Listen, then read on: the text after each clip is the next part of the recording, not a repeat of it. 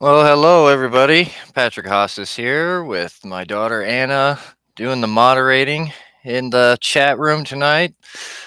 Been a while. I had to cancel the last one. Sorry about that, but had some other stuff going on. Besides, I figured it was Labor Day weekend. Everybody was doing other stuff anyway.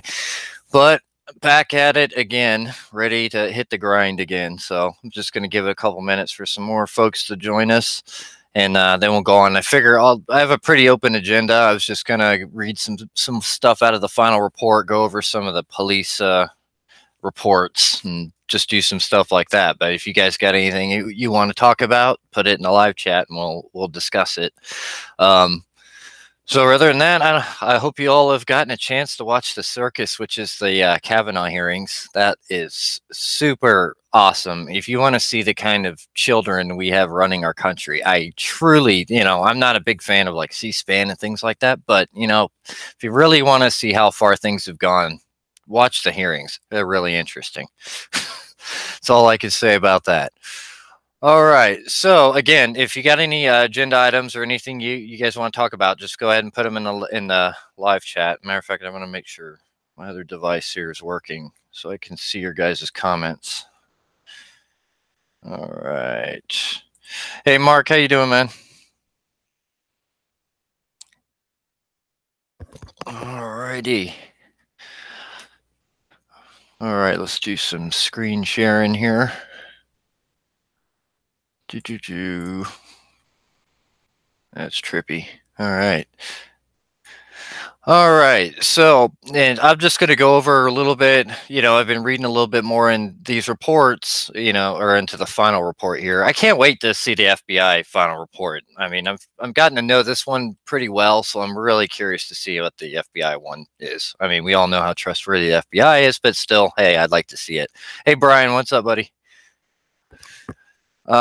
So, and we've all looked at the yeah, Mark. I just saw Mark said, "Man, I'm blank tonight on topics." Yeah, I know. That's kind of how I felt like last Sunday when I was going to do the live stream. I was like, I really didn't have much to talk about. So, they released some more footage, body camera footage. So I scanned through it a little bit. I haven't watched it very clearly, but it's the average.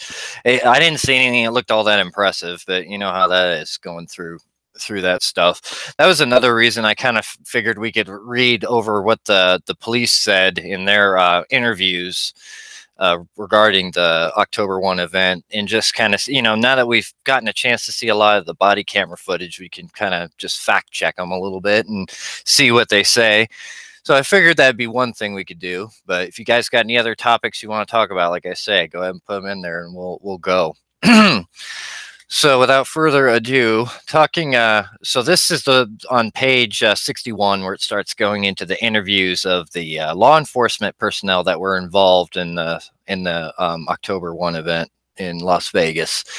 And Sergeant Joshua Bitsko he's the one, the canine officer, where you see his body camera all the way through. He goes, from driving to the scene, to going and clearing lower floors, to going with Levi and going into Paddock's room after the breach, and then leaving afterward, after they've cleared it and turned the scene over to investigators, whatever they did. He pretty much captures the whole event. So that's the individual we're talking about right here. And this is basically what it says. On October 3rd at approximately 1843 hours, Detective Levitt conducted an audio recorded interview with Sergeant Bitsko at Las Vegas police headquarters. Also present for the interview was PMSA attorney Tara Roberts. Below is a summary of the interview. On October 1, Sergeant Bitsko was conducting squad training in the Moon Valley Nursery located at Eastern and I-215 Beltway. He heard radio traffic broadcasts on the CCAC radio channel and realized they had an active shooter situation. He immediately responded toward Las Vegas Boulevard. He drove to the Mandalay Bay and parked near the entrance of the Shark Reef. Sergeant Bitsko donned his heavy tactical gear, deployed his rifle and ballistic shield. A detective arrived shortly after, and Sergeant Bitsko handed the ballistic shield to him. Sergeant Bitsko, Officer Newton, and several plainclothes detectives formulated a strike team and entered the Mandalay Bay through the Shark Reef. They cleared the area as they moved through. Sorry, I got lost here. They cleared the area as they moved from the Shark Reef to the guest elevators. The team exited the elevators at the 28th floor and took the stairwell to the 29th. After they cleared the 29th floor, they used the stairwell to move up to the 32nd floor and joined with SWAT officer Hancock and others. They pried open the stairwell door to enter the 32nd floor hallway, which was secured from inside. He observed a room service cart in a hallway. He also observed wires and an object on the cart. They moved into the hallway with Officer Hancock to place an explosive breach on the door. He observed a camera on the cart and placed a plate on top of the camera to conceal their movements. The door to room 32135 was breached. Sergeant Bitsko, SWAT officer Hancock, and other officers moved into the room and cleared it. He observed several AR-style style rifles and a male lying on the ground with a gunshot wound to the head.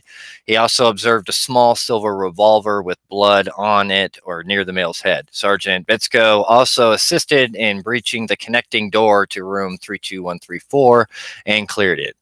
And I guess they kind of left out the part where the other officer fired into the room on accident, but yeah, okay. I guess that wasn't him, so why would he talk about it? But I don't know. That's a quick amended version of it, but fairly accurate to what his body camera shows. So, okay. There's a couple in here that are pretty interesting. Sergeant William Macheco. On October 3rd at approximately 1840 hours, Detective Jex conducted an audio recorded interview with Sergeant Macheco of Las Vegas Police at Las Vegas Police Headquarters. Also present for the interview was his attorney. Sergeant Macheco was on regular scheduled day off. However, he had to come to work to assist detectives with the service of a search warrant. While his team prepared to serve the warrant, Sergeant Macheco heard the radio broadcast of an active shooter. He also heard the gunfire in the background. Sergeant Macheco left the search warrant scene and proceeded towards the Mandalay Bay. Sergeant Macheco arrived at the Mandalay Bay and entered the hotel. When he asked the security officer to get him up the elevators, he heard several different reports about where the shooting was coming from, to include the 28th, 29th, and 32nd floors. As he reached the elevators, officers were already on it, preparing to go up. Sergeant Macheco stepped onto the elevator and asked to be taken where the security officer was shot. The information was conflicting, so he chose to go to the 28th floor, since they would come to it first, and it was a possible location for the shooting. As the group of officers exited the elevators, they did not hear gunfire. They cleared the hallways, observed no commotion, and didn't hear gunfire. Sergeant Macheco gathered more information and learned other officers were headed to the 32nd floor. He led the team up the stairwell to the 32nd floor. As they exited the stairwell, they made their way down the hallway. He observed other officers near the center core and moved to their location. He told officers to evacuate the guests' rooms and move all citizens to safety as the group moved up the hallway. Sergeant Macheco observed a food service cart near the suite where he was told the shooting was coming from. He was concerned about the cart, believed it looked out of place, and thought it might be a trap or an IED. As he was focused on the cart, SWAT officer Hancock arrived, and Sergeant Macheco directed SWAT officer Hancock to go back down a floor and to use a stairwell that will place him near the suite door. Sergeant Macheco was in communication with Sergeant Bitsko, who was also in the stairwell, and SWAT officer Hancock. Knowing the plan to use an explosive breach, Sergeant Macheco prepared the officers with him on their roles and what to do if citizens exited their rooms due to fire alarms or the sprinkler system activating after the breach. When the explosive breach detonated, several citizens exited their rooms and were immediately escorted by officers to the center core. Sergeant Macheco observed the group of officers exit the stairwell and make entry into the room. He heard them broadcast the suspect was down. Sergeant Macheco believed the suspect took his own life since he did not hear rounds fired after the officers made entry. Sergeant Machko and his group maintained their position in the hallway as the team cleared 32135 and breached and cleared 32134. As the room was cleared, several other active shooter calls were broadcast over the radio. Sergeant Machko divided the teams and told the officers to handle more calls. He received a phone call from Captain Tomeno, who ordered him to look in the room for identification of suspect or suspects. Photographs were taken using a cell phone camera and sent to the command post with the help of detectives. Oh man, Trispis. Sorry, that's what it looks like. They rolled the suspect onto his side, which caused blood to flow from his mouth and down the side of his face. His pockets were checked for photo identification, and he was rolled back to his original position. Officers then exited the room and held it for investigators. Okay, so interesting. You remember how the discussion about how the leg, like the bipod of the rifle, was over Paddock's leg, it seemed in one photograph, and then in another it wasn't. And I wonder if that has anything to do with these dudes rolling that guy over, allegedly. Anyway, be interested to. It's kind of an interesting thing to me that they threw that out there. Anywho, moving on. Detective, and I'm gonna skip this top part here. This is boring. They have lawyers with them. Okay, there you go. Detective Stephen Balonek. Yeah, sounds right. On October 1, Detective Balonek was working overtime at the Route 91 Harvest Music Festival. He was assigned to the south side of the venue between gates 6 and 7, near Mandalay Bay Road and Las Vegas Boulevard. During the shift, Detective Balonek heard shots being fired. He heard approximately 3 to 4 shots, then additional shots. Detective Balonek did not see a muzzle flash and believed the shots were from within the venue or an elevated position. Detective Balonek retrieved his binoculars and scanned the Mandalay Bay Tower. Approximately 3/4 of the way up to the tower, the far north end, Detective Balonek observed a silhouette of a man in a shooting position. Well, now that's sexist. How do you know it was a man? I'm just throwing that out there. Standing about 4 to 6 feet back from the window, he saw smoke from the gun but did not see muzzle flashes. Detective Balonek heard the suspect, Paddock, was shooting into the venue, so he directed citizens to move east. Detective Balonek encountered several victims with gunshot wounds and provided first aid. He directed those victims towards the mobile command vehicle where he knew there was medical personnel. During the gunfire, Detective Balonek stated the sound kept changing and that he thought it could be from multiple shooters. After the shooting stopped, Detective Balonek took up a tactical position, stopped traffic, and remained on post until being relieved. So, interesting. He's saying that he basically let me reread this here. Detective Balonek retrieved his binoculars. Interesting. But, took up a tactical. Anyway, I thought that's kind of interesting. And I'm gonna, let me look at your. Mark says, good point. They had lawyers with them, in all caps, he put it. Yeah, LVPBA representative. Yeah, interesting. Well, Brian says, I feel like a detective would be more specific than shooting position. Yeah, I don't know. There's something about this that I just don't like. I don't know what it is, though. I can't tell you, but there's something about the story that I don't like. Sometimes you ever just get like those feelings, like something's just not there, but you don't know what it is. I don't know. Retrieved his binoculars, scanned the Mandalay Tower, approximately 3/4 of the way up of the tower. I mean, how much? I don't know.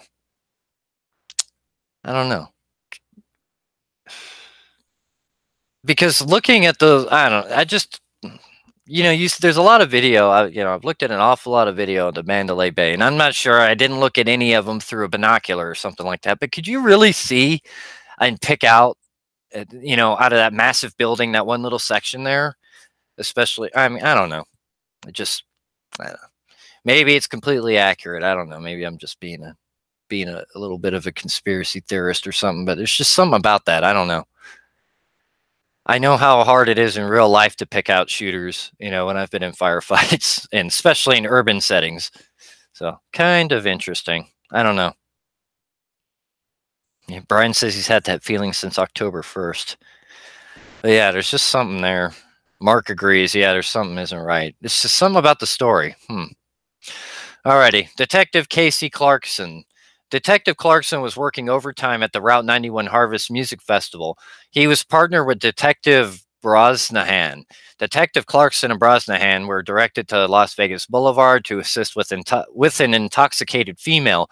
Afterwards, they remained in the area of Las Vegas Boulevard, Mandalay Bay. Detective Clarkson heard possible gunfire. He heard reports of multiple casualties over the radio.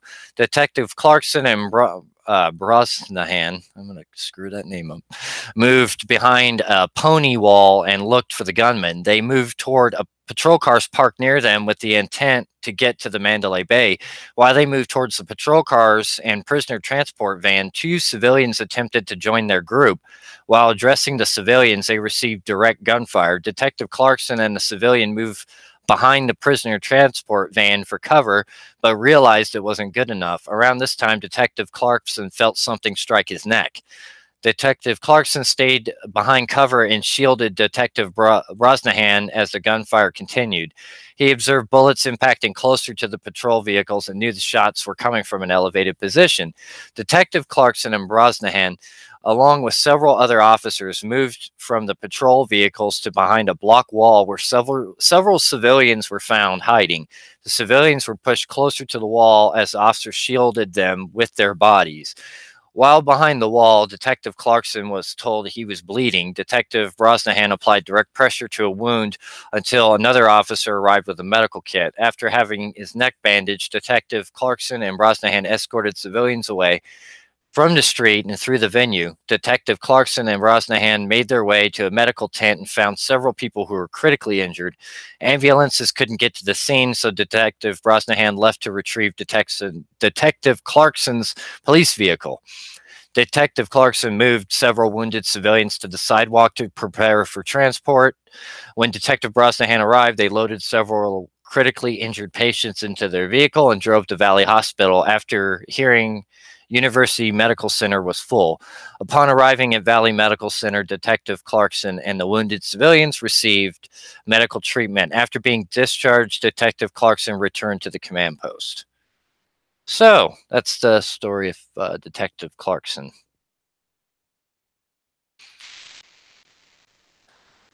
Yeah, I've been and yeah, Mark makes a good point. I think you're talking about the last officer we're talking about well, no one else saw the shooter. And you know, that's kind of goes along with what I was saying, not about this guy we just read about, but the one prior to that, this Bologna here. Um yeah, I mean nobody else reported seeing that, and I looked at the building, you know, multiple different cameras, and I just don't know how easy it'd be to pick that out. I don't know. There's some about that story. It just could be I could be totally wrong, but I don't know. Just some about it doesn't sit right with me. Um, Mark saying that those cops are brave. Can you imagine being under fire like that? And he points out they put themselves between the gunfire and citizens. Yeah, you know, I've never been pinned down like that where somebody was elevated, but I've had it where I've had to lay down. I tell you, one of the worst things I ever had was freaking mortar attacks. I hated those because you can't do a damn thing. You can't shoot back. So, and I bet you that's how these guys felt because they're pinned down. And you can't. They can't even return fire. What are you gonna do? Shoot at a hotel and hit a bunch of innocent people? So, ugh, yeah, it was a bad. They were in a really bad position right there. I have multiple, you know, we've all seen the body cameras of all those officers around that area when they converge right in front of the Mandalay Bay with those 3 or 4 vehicles. I mean, that just became a magnet for bullets, like instantly. So yeah, they're lucky they made it out of that one just with the couple officers hit that they had, the one through the arm into the chest, and then this Clarkston took one to the neck, I guess. So, but all in all, that I mean, his story seems to be pretty consistent with what the officer body worn camera shows. So, oh, thanks, Mark.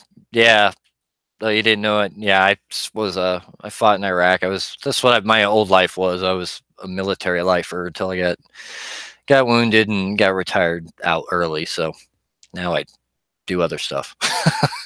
Not quite such exciting stuff, but hey, whatever.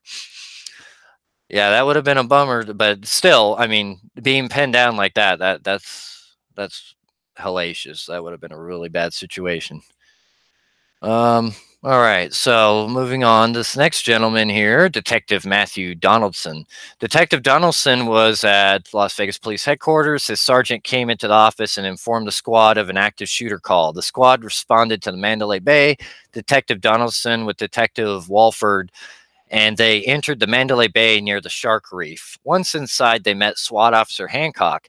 From information being broadcast, they believed the shooting was coming from the 32nd floor of the hotel.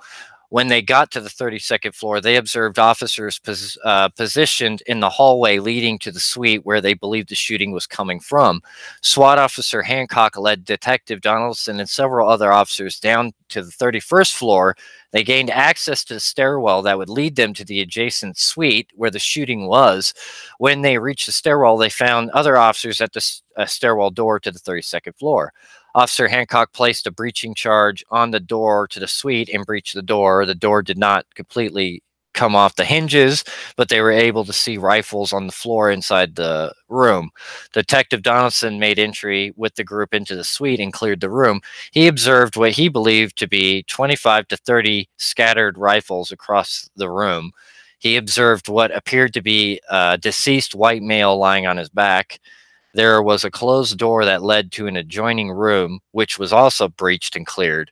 Once the suite was connecting room was cleared, he began doing welfare checks on the floor. One big piece of info keeps like missing out of this whole thing. I mean, they talk about the breach and they talk about, mechanically all the things that happen, but they leave out the accidental discharge in the room. And that was a kind of a big deal because a lot of the officers, especially not the ones in 134, 135, but the ones in the hallway, didn't know what the hell that was. So they didn't know if a firefight just kicked off. So it wasn't like just a minor footnote. It was kind of a big deal, but I just find it kind of, I don't know. Maybe it's the blue code of whatever. You don't bring it up or something, but I don't know. Just seems like he keeps missing. It'd be like, yeah, he breached the door. And don't get me wrong, I'm not trying to be a dick about the accidental discharge because I mean I've had to kick indoors like that, and it's nerve-wracking. It is. I mean, especially when it's like you haven't done it a whole lot and you're kicking in a possible hot door. That really sucks. I mean, and I've definitely been nervous enough where I could have squeezed the trigger when I didn't mean to. So, I mean, I'm not giving him a whole lot, a crap over it. Quite honestly, shit happens in war, and this was pretty much a wartime situation. So, I'm not that pissed about it. It just seems to me weird that they keep omitting that rather concerning part of the story. Hmm. Salvador Ramos is asking, "What do you think about helicopters involved?" Well, I'll answer for myself, Salvador. I don't know if other folks have different opinions. I don't put much merit into the helicopter theory. I don't think there were any shots coming from the helicopters. That's just my personal opinion. Some people I think still do, but I've never been a believer in that theory. That and all the body camera footage I've watched and all that, I've never seen anything that would lead me to change my mind. But there are other folks that do believe that theory. But by the way, here on the Las Vegas Massacre Video Archive, I mean, we don't all have to have the exact same opinions about every little thing. So it's perfectly fine with me if somebody disagrees, but we can still all come together and network and share information. So, sometimes it's like, well, if you don't believe my theory, off my channel. That's not the way it works. I do things. So just so you know. And Mark is talking about the discharge. That was strange. Yeah. Brian Eskew says one of the channels points out audio of an officer saying hands and then a shot. Another officer says nice shot. I'm confused what video that is. One of the channels points out audio of an. Yeah, I don't know. if you can find out specifically, let me know. But a lot of a lot of folks take like little snippets out of like body camera footage of people like running in terror and stuff sometimes, and you don't know what the people are saying. It's kind of like looking at a cloud. It's interpretive of what people are saying because it's all kind of cacophony of noises, of gunshots and yelling and screaming. So it's really hard to tell what people are saying, and it's kind of like if somebody puts something in your mind that you're hearing a certain phrase out of a bunch of noises, you start hearing it. You know what I'm saying? So I don't know. I just kind of I just thought, sometimes they do that and they I don't know, try to sell a theory, but I don't know. I've noticed that there's been like a rash of these videos are coming out, and I'm like listening to it, and I know that like I've watched enough of the body cameras. I know the original body camera it came from, so I'll go look at my copy of it, and I'm like, wait a minute, it's not. You can't. That's not what was said. But anyway, just pointing that out. Plain and simple truth in the house. What you doing? Hope you having a good night there, Plain. Yeah, we're just going through some of the some of the police interviews that they all gave with lawyers. So we're just kind of going through there, seeing what we can glean. This is out of the final Las Vegas October 1 report. We didn't do we didn't do this guy yet, right? Who was the? Oh yeah, because he was with this guy, wasn't he? Okay. Alrighty. So moving on to Detective Stephen. Damn it. Tazarpis? I'm going to call him T, okay? I don't want to say his name wrong. It's totally disrespectful. I don't want to do that. So Detective T was assigned to South Central Area Command, Patrol Detective Squad, and at the office when he heard of a possible active shooter at the Route 91 Harvest Music Festival broadcast over the radio, Detective T and his squad left the office, put on their tactical gear, and headed for the Mandalay Bay. Based on information from the radio, they believed the active shooter was inside the hotel. They arrived at the hotel from the south side at the Shark Reef entrance, where they joined Sergeant Bitsko and Officer Newton. Detective T was given a shield by Sergeant Bitsko, and he entered the Shark Reef. The team moved through the elevator bank and had hotel security unlock an elevator and take them to the up the tower. As the team prepared to take the elevator up, they were joined by another team led by Sergeant Matchko. The information being received by the team was conflicting on where the shooting was coming from. Sergeant Bitsko decided to exit on the 28th floor, clear it, and move up to the stairwell. Sergeant Matchko's team would continue up to the 29th floor. The team cleared the 28th floor and moved up, clearing the floors until they reached the 30th floor. When they reached the 30th floor, they joined another team, which was also clearing the floor. The group then cleared or moved up to the 31st floor together, where they met SWAT Officer Hancock. The group moved up the hallway that led to the stairwell adjacent to the suite where SWAT Officer Hancock believed the shooting was coming from. They entered the stairwell and found another group of security officers and uniformed patrol officers posted on the door to the 32nd floor. The door to access the 32nd floor was bolted shut, and SWAT Officer Hancock used a tool to pry it open. A quick peek was done into the hall, and they observed bullet holes in the door. SWAT Officer Hancock breached the door to 32135, and a group of officers made entry to clear the room. As Detective T moved into the suite, he observed what he believed to be a suspect down on the ground. After the main suite was cleared, a breach was used to access the connecting room, and Detective T, I got a shout out for Detective T here, man of integrity. Detective T heard 2 gunshots but did not know who fired. When entry was made into the second room, it was cleared and found to be unoccupied. The shots Detective T heard were unintentional discharge by SWAT Officer O'Donnell. Way to go, Detective T. There you go. See, I knew there was a reason why I didn't want to keep saying the name wrong. See, I just know these things. All right, looking at your comments now.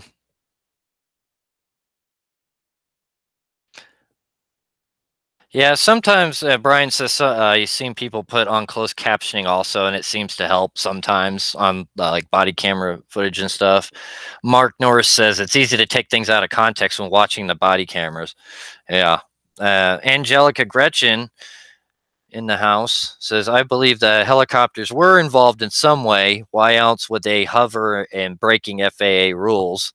Mark says Angelica has a good point. Brian, so Brian put on a it looks like a YouTube video, so I'll check that out later. Brian, minus the space. Gotcha.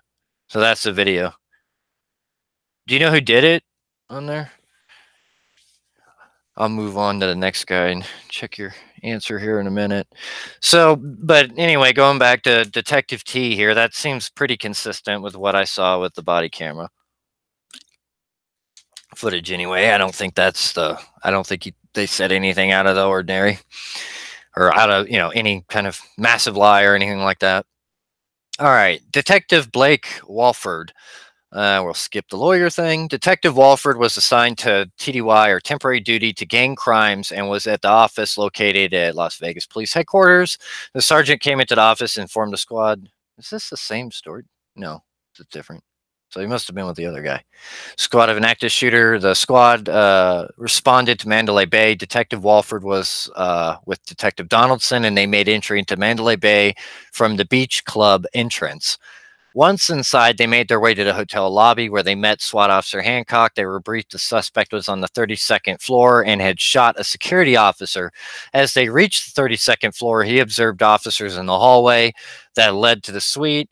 SWAT Officer Hancock took Detective Walford and other officers with him back to the 31st floor in order to access the stairwell that would put them next to the suite where they believed the suspect was located. When they ascended the stairwell that would put them adjacent to the suite, they removed the lights so that when they opened the door, they would not be backlit. They discovered the door that leads to the hall had been secured shut. The officers used a tool SWAT Officer Hancock carried with him to pry open the door. SWAT Officer Hancock placed an explosive charge on the door to room 32135 and breached it. A group of officers from the stairwell entered the suite. When Detective Walford entered, he observed rifles in the room and a deceased male on the floor. SWAT Officer Hancock used another explosive breach to open the connecting door to 32134. As the door was breached, Detective Walford, good for him, heard 2 to 3 rounds fired from one of the officers in the stack. They entered the connecting room where he observed more rifles. The shots Detective Walford heard were the unintentional discharge by SWAT Officer O'Donnell. Way to go, Detective Walford. I guess that's our litmus test now. Huh? It's basically to make sure that they talk about the unintentional discharge. If they talk about that, we know they're telling the truth, I guess. And Mark says, "Did you hear they said they could see a gun through the bullet holes in the door?" What? Uh, really? From a 223 round? I kind of doubt that. A 223 round is which I'm assuming that's what he fired into the hall. I mean, I don't considering he only fired 8 203 rounds or 308 rounds. I'm assuming it was AR that he was using to shoot down the hallway, and those don't make massive holes in doors. Sorry. So yeah, interesting. Brian says the channel name is Reality, not Fiction. Interesting. And Angelica Gretchen says possibly someone was watching from the helicopters or a lookout or shooting. I'm not sure, but they were definitely breaking rules at a high cost. Okay, let's see here. How many more of these cops do we got? Man. Oh, let's read this one. Here's SWAT Officer Sean O'Donnell. I think he's the one who popped the rounds. Let's see if he mentions shooting the rounds off unintentionally. That'll be interesting. So we go past the lawyer thing. Officer O'Donnell was assigned to SWAT and was on his regular day off when he received a text from a friend in K9. The text advised of an active shooter at the Mandalay Bay, and due to the source of the information, SWAT Officer O'Donnell immediately went to a SWAT vehicle, which was at his residence, turned on the radio, and began to put his work uniform and gear on. SWAT Officer O'Donnell realized quickly the information on the shooting was accurate and began to head towards the incident. SWAT Officer O'Donnell responded to the Mandalay Bay, where he joined a patrol officer and another SWAT member as they made entry into the property. The information broadcast over the radio caused him to believe the shooting was on the 32nd floor. However, there were reports of other locations as well. The decision was made to go to the top floor and work their way down to look for any threats. The group responded to the foundation room, which was located on the floor of the hotel. They found patrons who did not seem frightened or aware of any incident occurring. When SWAT Officer O'Donnell observed this and heard more information coming out about the 32nd floor, he grabbed a security officer, one patrol officer, and proceeded to the 32nd floor using a service elevator. As they exited the service elevator, he noticed uniformed officers who were focused down one of the hallways. The officers briefed SWAT Officer O'Donnell about a security officer who had been shot down the hallway and about the location they believed the threat was coming from. SWAT Officer O'Donnell could not hear any gunfire. O'Donnell believed they should treat the situation as a barricade unless circumstances changed and shooting resumed. SWAT Officer O'Donnell held his position and was informed by SWAT Officer Hancock's or correction, and was informed of SWAT Officer Hancock's location. He learned of SWAT Officer Hancock's plan to breach the door in the suite and make entry. He decided when SWAT Officer Hancock moved into the room, he would quickly move up the hallway and join him. When SWAT Officer Hancock breached the doors to 32135, SWAT Officer O'Donnell quickly moved up the hallway and joined the team. As they entered the room, SWAT Officer O'Donnell and Hancock moved in different directions. He could see weapons on the floor and announced that information to the group. Once his area was cleared, he moved into the main room where he observed a male lying on the floor with what he believed to be a gunshot wound to the head. He stated there was a small handgun near the male's head. There was a door that led to a connecting room, which the team focused their attention on. SWAT Officer Hancock set off an explosive breach to make entry into the second room. The team again stacked and prepared to make entry. As the breach occurred and the team began to move, SWAT Officer O'Donnell felt he should change the rate of fire on his rifle to select fire, which puts him into a 3-round burst mode.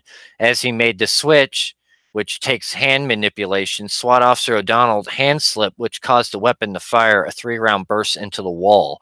The team continued and moved into the next room. Once the room was cleared, the officers went back and located a wallet and identification that appeared to be the deceased person inside the room. The information of the person's identity was relayed to the command post, as well as the information of the rounds that have been unintentionally fired. Well, that's a bit different than what I was expecting to hear. I was expecting to hear he jerked or he thought he saw a target or something like that. But he's saying he was messing with the fire select? What? That doesn't make any sense to me. I don't know how familiar everybody here is with AR, but maybe I should do a video about that. I'm extremely well trained with an AR, so I could put you through maybe a little tutorial why I don't think. I mean, I guess it's possible, but that's a rookie mistake, quite frankly. To be, first of all, the time to be clowning with your fire select isn't right when you're breaching a door. Just FYI, you should probably have that figured out already. And I mean, and why was your finger on the trigger when you're manipulating? There's a lot of issues with that. That's a little shocking to me. I was expecting that, oh, he thought he saw a target or whatever, something like that. Wow. Uh,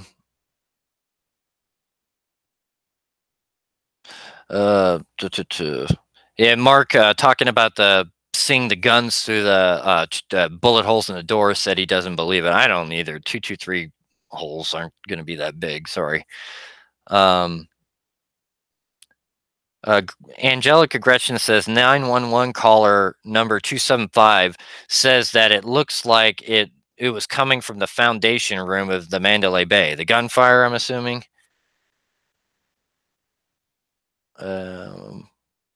And Mark says, I can't remember what vid it was. It was said that the officer said they could see the guns through the bullet holes. I don't believe they could. Yeah, yeah.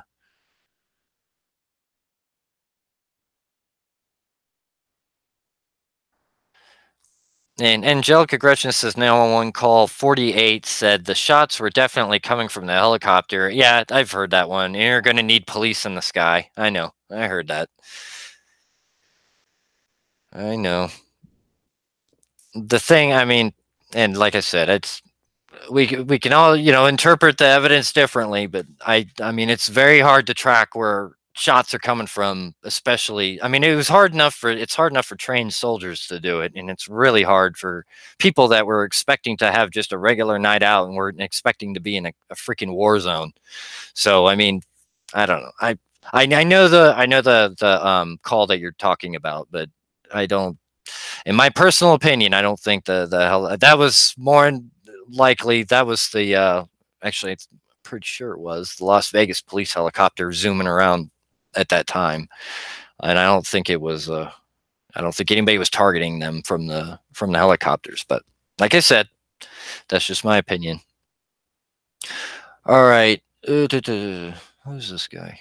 I'm trying to look for interesting ones here, so bear with me. I'm gonna read through some of these because I don't like the boring ones where they say all the same crap. He observed a car. What does this guy do? He didn't feel the need to go in the room further. Yeah, because he didn't want to answer. Yeah, he's smart. After room is cleared. Okay, that one's boring. I think I passed some other SWAT officers. Maybe they got something. And Newton, he was the other body camera we have, but his doesn't work when he gets in the room. Oh, look at that. Look at this. Officer Newton. Once the door was breached, he made entry to this is the first breach. He observed a rifle with a bipod on the floor and the suspect who appeared to have shot himself. They cleared the suite and then encountered a locked door and a connecting room. SWAT officer Hancock used another explosive charge to breach the door to the connecting room. After the connecting room was cleared, Officer Newton exited the room. Anything missing there? Anything at all? Nothing? No bullets fired or anything? Let's see, what was this? What's going on here? Followed. He observed more rifles and a laptop with wires that ran to a camera on the room service cart in a hallway. There was no other suspects located after they cleared both suites. After the room was cleared, he assisted evacuating guests from other rooms. Mm-hmm. Oh, Levi. All right, let's see what Levi says. I don't know. I like that name, Levi. It's just cool.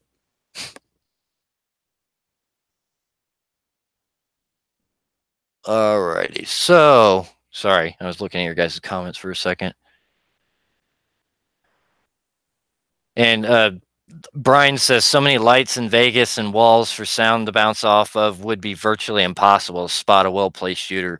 I've said this story before one time, but one time in Baghdad, I was having to train these Iraqi police unit, and which was the worst job I ever had in my life. But anyway, we got ambushed one time from some group that was in an elevated position and fired down on us with AKs. They were probably, I don't know, on the 5th floor shooting directly down at us, but they weren't very smart because they waited for a moment where we could get to cover pretty easy. They could have hit us right when we were having to clear across the street, but they didn't do that. But anyway, so they opened fire and I didn't bother turning around to try to figure out where it was coming from. I just ran for cover. And once I did, I heard these, I thought, gunshots directly behind me. And I thought the shooter was right behind me. So I actually turned around, raising my rifle, expecting to see somebody right there and shoot him right in the face was my plan. But that loud gunshot sounds I thought were right behind me were the bullets hitting the concrete. It made such a loud sound. I thought it was the report of a gun rifle muzzle right at ground level following me around the corner. So, it's really combat's, shooting and being under fire. It's a weird thing. I mean, I never expected that, and that's not anything I would probably know unless I had that experience. I was never told that in training that, oh, bullets when I hit the ground or concrete make a loud noise and might confuse you, and that's not something they told us about. So, just one of those weird things you learn in being in those kind of horrible situations. And Angelica Gretchen says the police helicopter was not in the sky at the time of the call. Yeah, okay, but I'm still not going to be a believer in the helicopter gunner theory. Yeah, Brian Escu's talking about the bullet strike. Yeah. Yeah. And Mark says the only body camera we see in both rooms is one body camera. That is suspicious. And you also notice at the end of it with Bitsko in the room, and then Levi looks down at his stuff and says, "Oh, my camera's been off the whole time."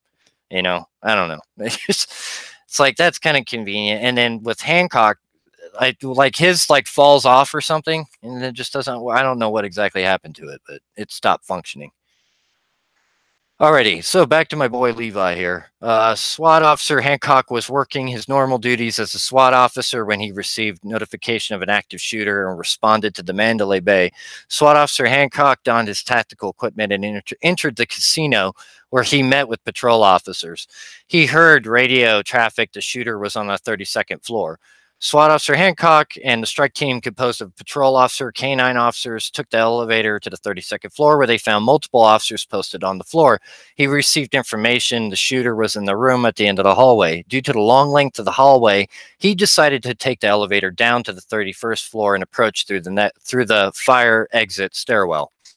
While in the stairwell, he encountered other officers and security who were standing by in the stairwell. He instructed the officers to disable the lights in the stairwell to prevent them from being backlit when when they opened the door.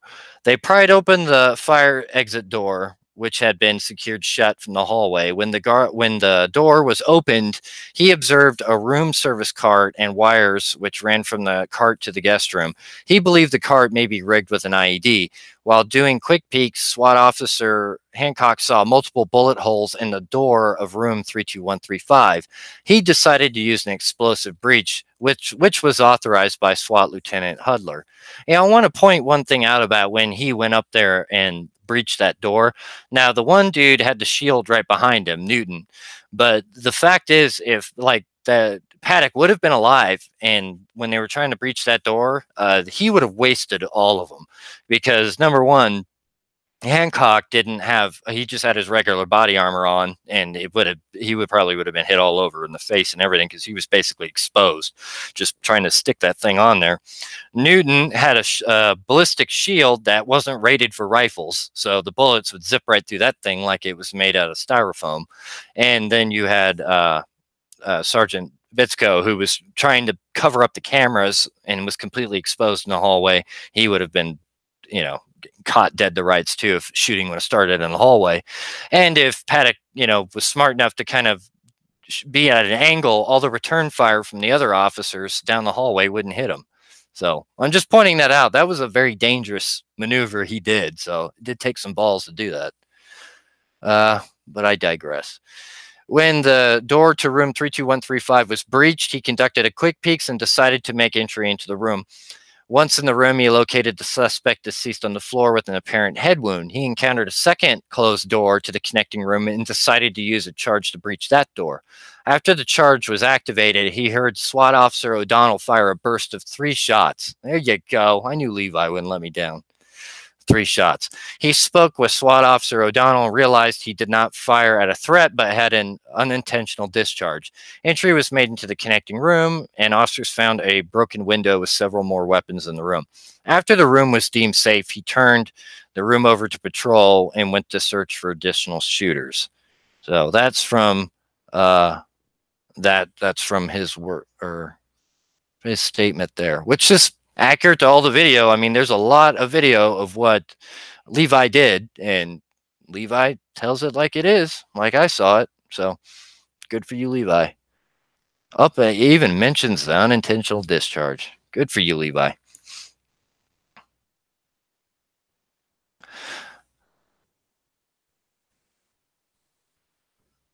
Alrighty.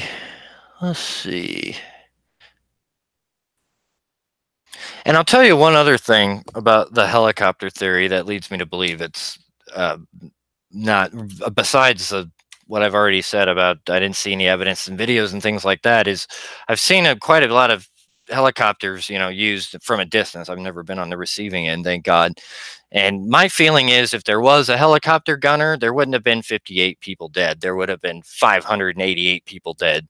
Because a helicopter is basically like hovering elevated position right above a crowd that they can't get away from. And the effective range of the weapon's constantly fluctuating, so he could basically just moved over that entire crowd, wiping people out. And in such a compacted area, it would have been like shooting fish in a barrel. It would have been incredibly easy. Um, and I can show you another. Hold on a second here. Let me do something real quick. I'll show you one reason here. Just bear with me while I find my damn program here. Just talk amongst yourselves, please. All right, there it is.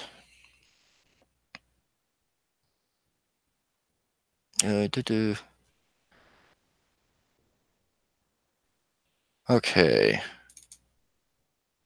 All right, let me go back and share my screen. Yes, screen share. Share. Okay. I gotta hide this thing. Okay, so this is my famous map of the event here. Where the hell am I? Okay, so let me get this a little bit more straightened up. So you have right here the concert and all that. Now, what I wanted to show you, I gotta find it first here.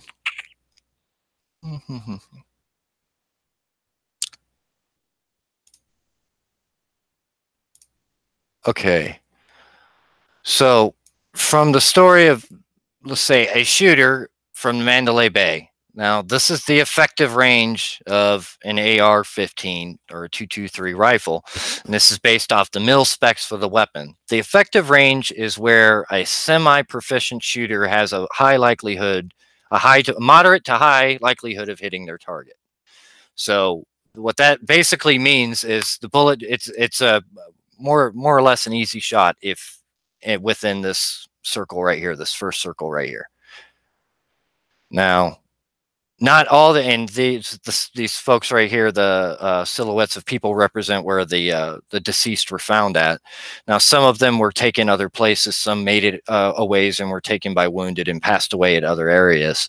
Now, the second ring right here represents the effective range of the 308 rifle. 308 rifles that he had. He had several AR-10s and he had several other weapons in there, bolt actions, things like that. Now you can see the effective range of the AR-10 or the 308 is right about where the fuel tanks were at, and that's what he used to shoot at the fuel tanks. The thing is, he only fired 8 rounds of 308 ammunition. So all the damage, for the most part, most of the damage was done with AR-15 type assault rifles. So that means this first circle, or more specifically, it'd be about from here to here, or I'm sorry, from here to here. And that's where we see the majority of the casualties. If a helicopter was involved in flying around, you'd have a lot more of these people dead right here, and it would be spread out a lot more. You wouldn't see them concentrated in one area where the first initial blast nailed them from the Mandalay Bay. So, in my humble opinion, that's what that means. All right. I don't want to get involved. You guys are having discussions with each other, so I'm trying to read through and just read stuff that pertains to me, not little conversations you guys are having. Let's see. What are you guys talking about here?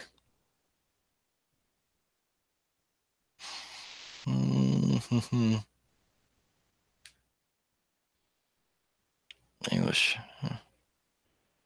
And Brian says, I don't think anyone was shot from the chopper, but I do think it could have been used for an exfil. And Brian says there's a definite window of time for someone could have escaped that room. And Mark says, Brian, I agree. Someone did have time to escape.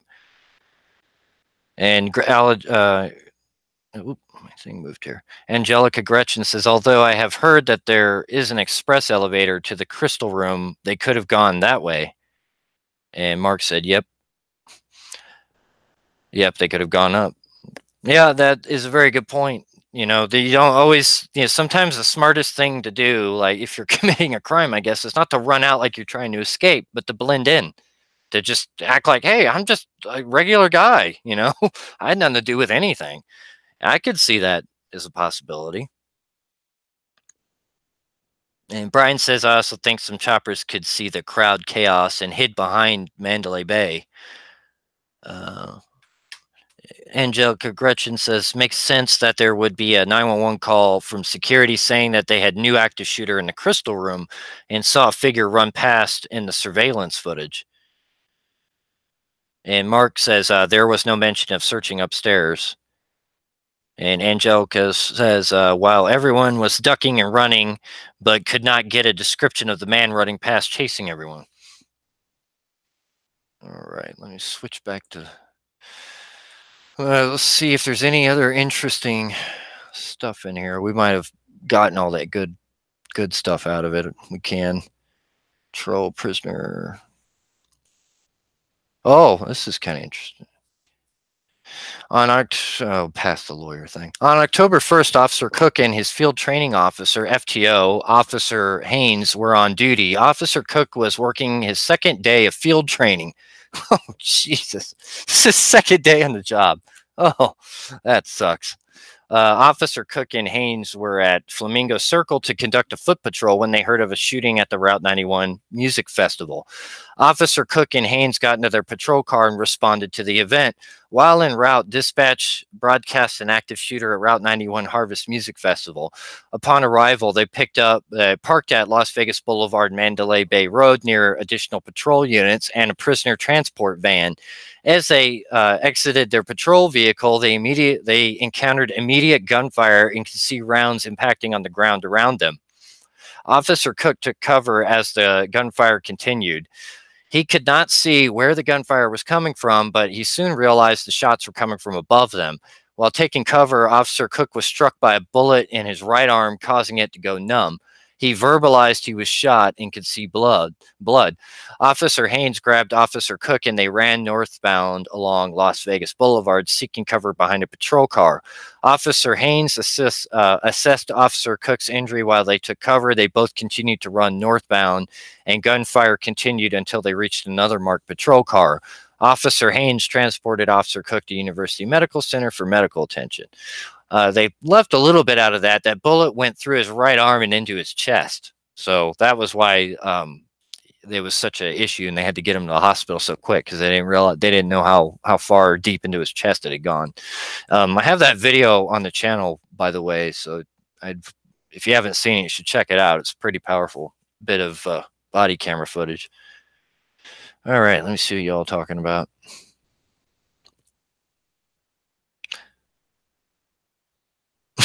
Brian Eskew says, don't forget, it's the city of illusions. Chris Angel floated above the Luxor.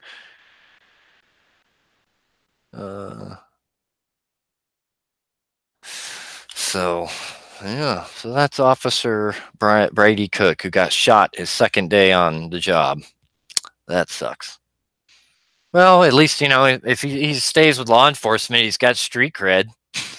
He basically is not going to be looked at as a rookie too much. Be like, and he took a round. So, it might end up, if he doesn't get any permanent damage, it might help him set up a nice, successful career. Let's try to look at the positive side. What is this? I'm reading this. This is Officer Berninsky. SWAT Officer Hancock. Blah, blah, blah. What? What is this? Officer Berninsky heard SWAT Officer Hancock call the SWAT lieutenant and tell them they were going to breach the door to room 32135. SWAT Officer Hancock breached the door and entered the room. Officer Berninsky posted near the stairwell covering the door of the adjoining room of 32134. Officer Berninsky heard yelling from inside the room and information about cameras and wires being in the room. Officer Berninsky continued covering the adjoining room and continued another breach along with and another breach along with a 3-round burst. The shots Officer Bruninsky heard were the unintentional discharge by SWAT Officer O'Donnell. Officer Bruninsky entered room 32135 and took approximately 5 steps inside. Officer Bruninsky observed guns scattered in the room and the main window broken. Officer Bruninsky heard SWAT Officer Hancock tell everybody to get out of the room and secure the scene. Officer Bruninsky backed out of the room and left the area. Officer Bruninsky left the casino and met with the fire department personnel outside the Mandalay Bay. Officer Bruninsky spent the rest of the night searching for victims in the Route 91 Harvard's Music Festival and clearing other casinos for possible additional shooters. So I can't get over that O'Donnell, what he's saying about why he fired that burst. I just don't get that. That's such a rook mistake. I mean, you really should not be clowning with your fire select. And I mean, I don't think I ever clowned with my fire select. Really. I mean, that's just unusual. I don't know. That's, hey, whatever. Salvador is asking, is there any update about Mary Lou Danley and Paddock working for the FBI? I've only heard the last of what was said about it, about Mary Lou Danley putting the FBI down on a loan application or whatever. Nothing else out of that. I mean, I don't, if they're, clearly the FBI is willing to go to great lengths to hide things. We've all gotten a really good education about that over the last year, or at least we should have. So if there is any ironclad proof, I doubt we'll ever see it unless we can somehow dig it up on our own. But good luck with that. I don't know. I mean, there's something definitely fishy about this whole thing and something they've been trying to conceal. The big question's always been what, so I don't know. I could tell you this, though, it would make an awful lot of sense to me if the FBI if these folks, either Mary Lou Danley, Paddock, or both, were cashing checks from the FBI. That would explain a lot to me of why the investigation all of a sudden, went from, hey, this is, the local sheriff giving a couple of pretty good, press briefings of, hey, this is where we're at. And then all of a sudden the combative FBI shut the hell up, we're running things this way now. That happened with the case. So it would seem to be, to me, that would actually be a indication, perhaps. Maybe that is why they're hiding it, is because of that type of relationship. I mean, it certainly fits. Hey, Mark, so you got to go, man. All right, you take it easy, brother.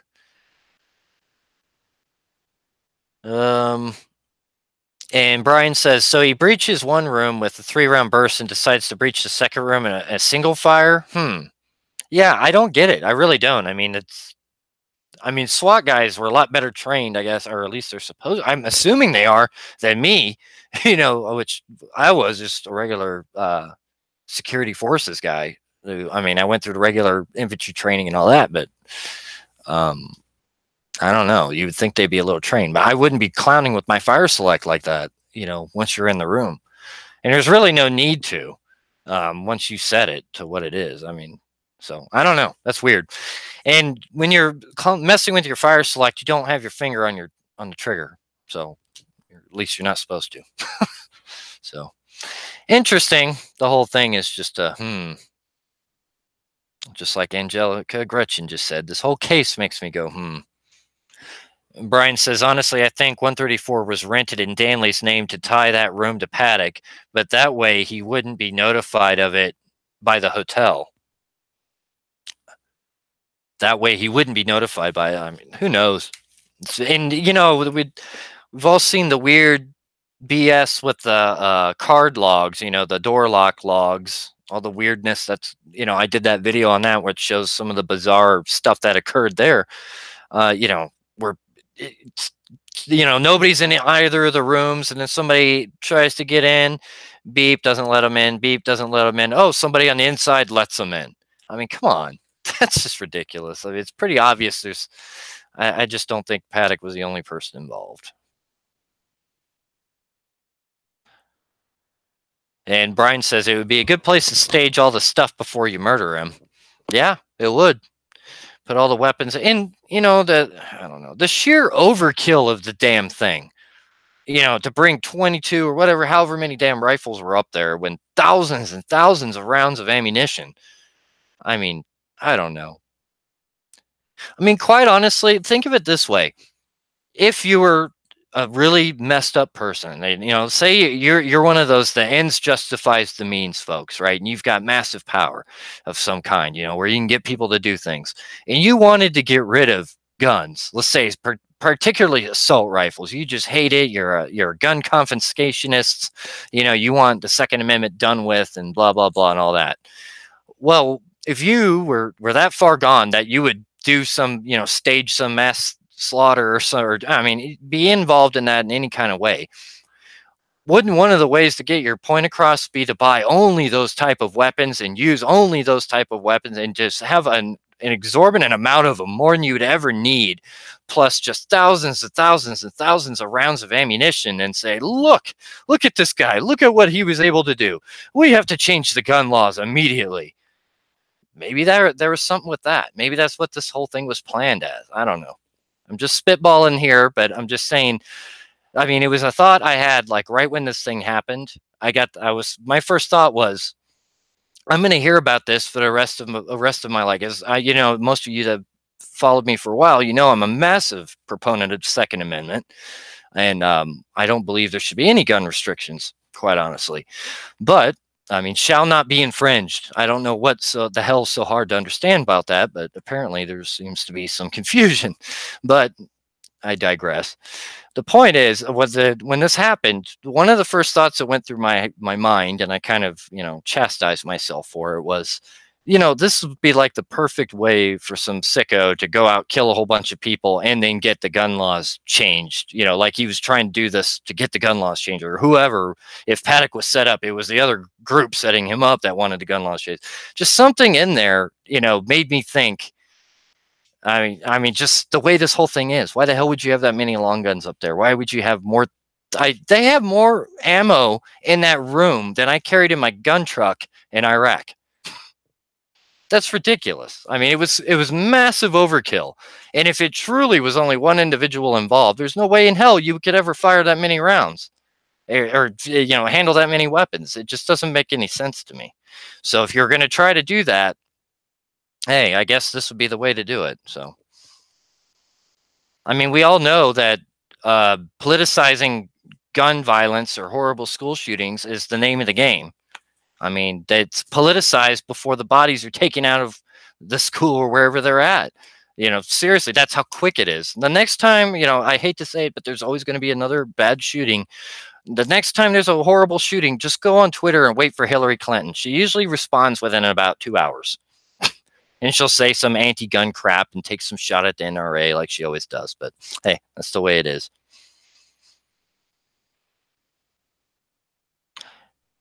And Brian, let's see here. And they're talking about, so let me gotta go back to the top. And Brian says, I did a video explaining the door locks too. And Brian said, definitely another person. Yeah, that's what I got out of the door locks as well. I mean, there was other people involved. It was not just one guy up there. It's clear as hell when you look at the logs. It really is. And I really think that's why they put them sideways and made it so difficult, is they didn't want it to be easy for you to see that. All right. And Angelica Gretchen says, yes, definitely. She agrees there could have been another person. Brian says, it would also explain why Danley isn't in custody. Why would he tie the woman he loved to this? Yeah, exactly. Yeah, I mean, he gave her all that money and everything, allegedly, wasn't it? Why would he, I don't know. And Brian says the FBI gun runner theory makes no sense either. Nobody runs guns that are registered to them.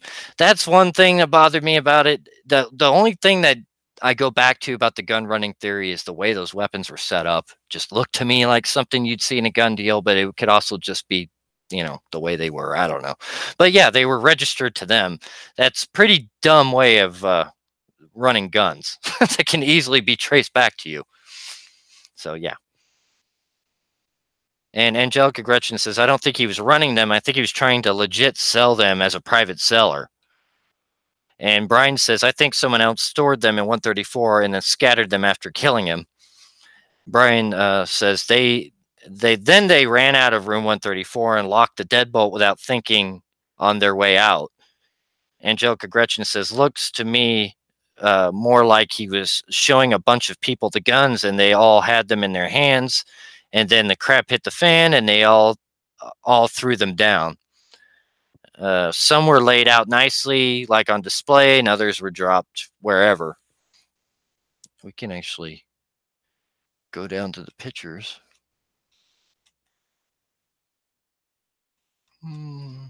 Pal. Oh, is it not loading?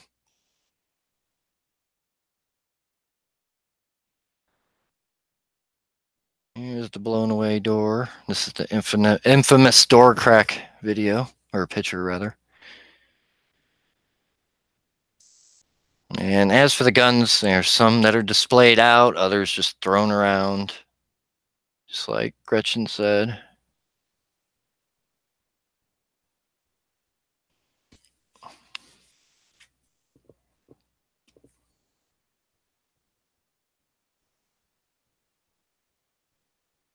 Yep. Thrown down. Jesus, why the hell would you put your foregrip out that far? Yeah, whatever. Look at magazines all stacked up over there. I mean, if you're just, but seriously, if you were trying to get assault rifles banned or whatever the hell the left is demonizing these days, this would be a excellent way to do it. Put a way massive amount of ammo and weapons and all this BS in there. I don't know. Just a theory. Those are those polymer tip hollow point rounds, by the way.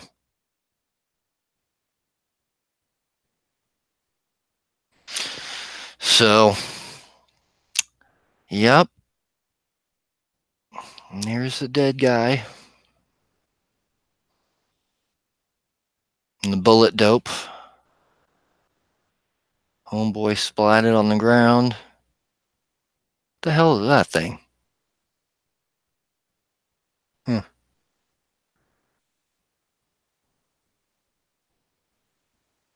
All this crap on the counter.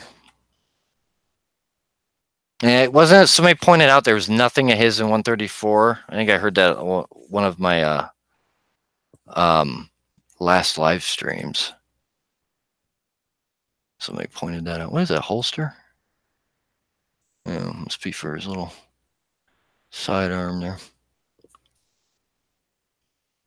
I can't stand those magazines. I used one time. They carry 100 rounds. They're heavy as hell. You might as well carry a saw or squad automatic weapon, the M249. It's about the same weight.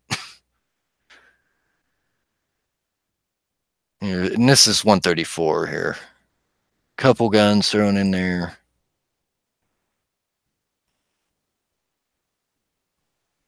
And one weird thing, he had all these 308 AR-10 rounds, you know, magazines and all that, and he fires only 8 rounds out of with 308.